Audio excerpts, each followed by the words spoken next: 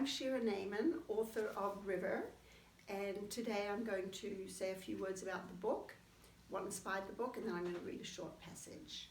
So I wrote this book really for my children, and the inspiration came one morning. I was sitting at the kitchen table with my daughter, who was about 10 years old at the time, and she was drawing, and I was just sort of in a moment where the sun kind of moved behind the cloud and there was a light rain outside.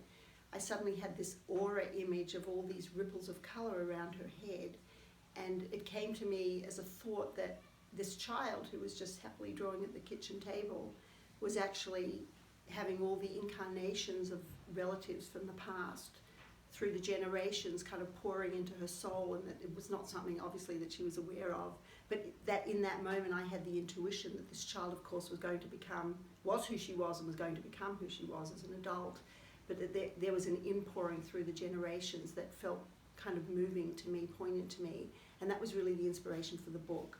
So River is really about a young woman, a young girl, a 14-year-old girl who through a trip in time, somewhat magically travels back in time through the generations of her family and meets her maternal forebears when they were her age 14.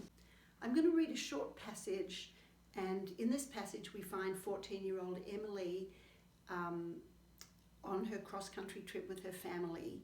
Her little brother gets ill. She ends up going to visit the brother at the hospital, but on the way she asks the taxi driver to stop in front of an ancient synagogue. Well, it's not really ancient, it's an old synagogue, the first synagogue in the United States. As it happens, it's in Rhode Island, and I'm just going to read a little snippet from there.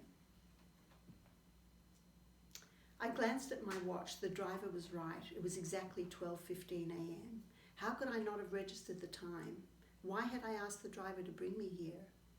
I nodded. Okay, but could we just sit for a moment? Sure, no problem. I'll take you back when you're ready. He turned off the engine and the world hushed. The sound of my own breathing filled my ears. And then, from behind the synagogue, I saw ghostly forms taking shape, people emerging one by one as if from a hidden cave. A few at first, and then more and more, swelling within seconds to become a small crowd. Shadows shrouded them, despite the brightness of the moonlight. In the hues of a black and white movie, multiple shades of grey. Squinting into the image, I saw that the people were dressed in shabby, old-fashioned garments, perhaps from somewhere in Eastern Europe, like Poland or Russia. An air of desperation hung around them.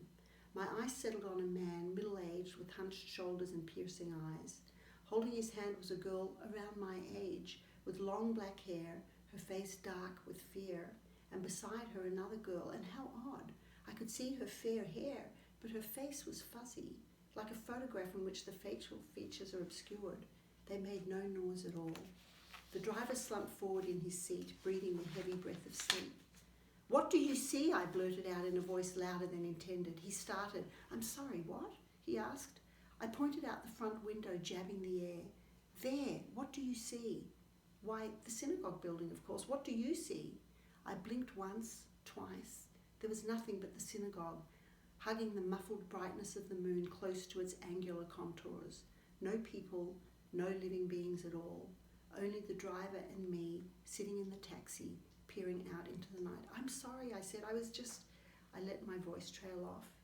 In the rearview mirror, the driver's face was creased with concern. Miss, are you sure you're okay? I think I'm just very tired, I said. I had no idea what was going on. Tears sprang to my eyes and I blinked them away. Let's go back, I said. Not to the hospital? No, back to the hotel. We drove back in silence.